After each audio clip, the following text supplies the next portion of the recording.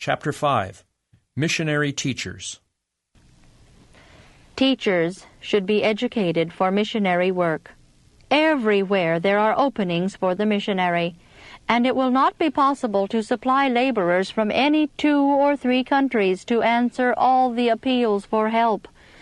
Besides the education of those who are to be sent out from our older conferences as missionaries, persons in various parts of the world should be trained to work for their own countrymen and their own neighbors, and as far as possible it is better and safer for them to receive their education in the field where they are to labor.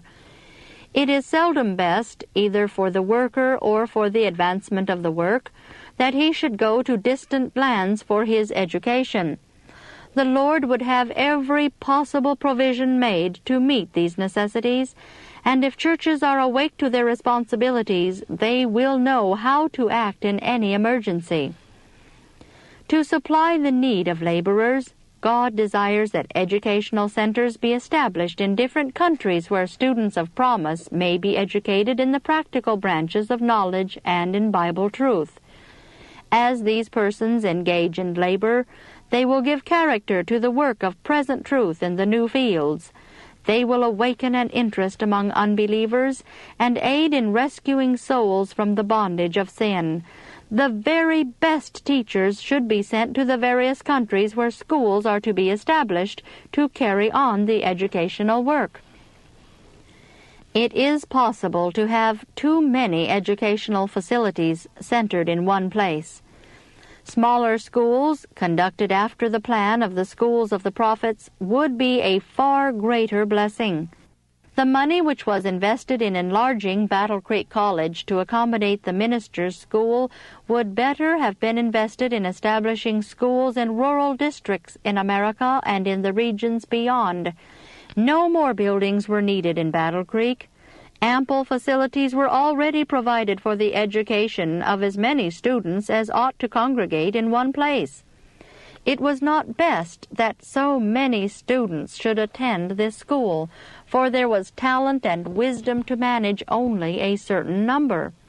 The ministerial institutes could have been held in buildings already erected, and the money used in enlarging the college could have been invested to better advantage in erecting school buildings in other localities. New buildings in Battle Creek meant encouragement for families to move there in order to educate their children in the college. But it would have been a far greater blessing to all concerned had the students been educated in some other locality and in much smaller numbers.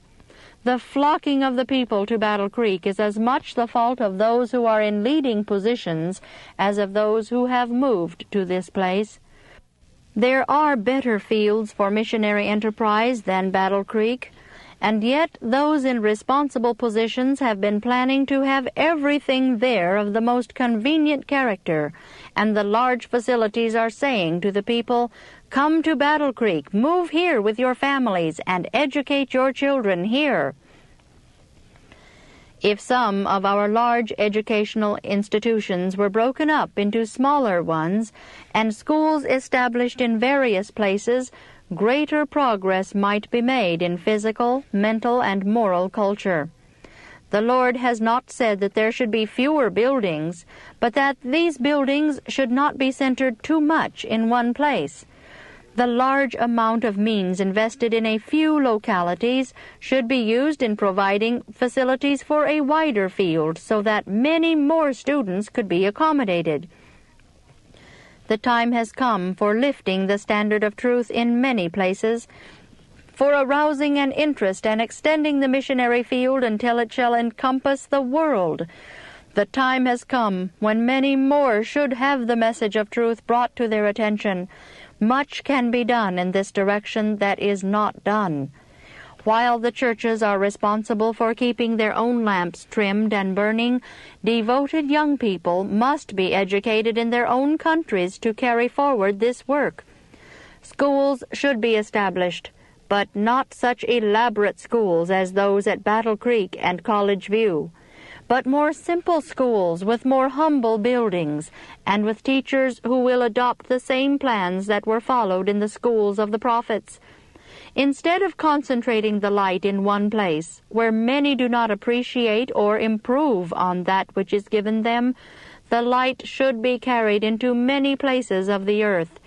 If devoted, God-fearing teachers of well-balanced minds and practical ideas would go into missionary fields and work in a humble way, imparting that which they have received, God would give His Holy Spirit to many who are destitute of His grace.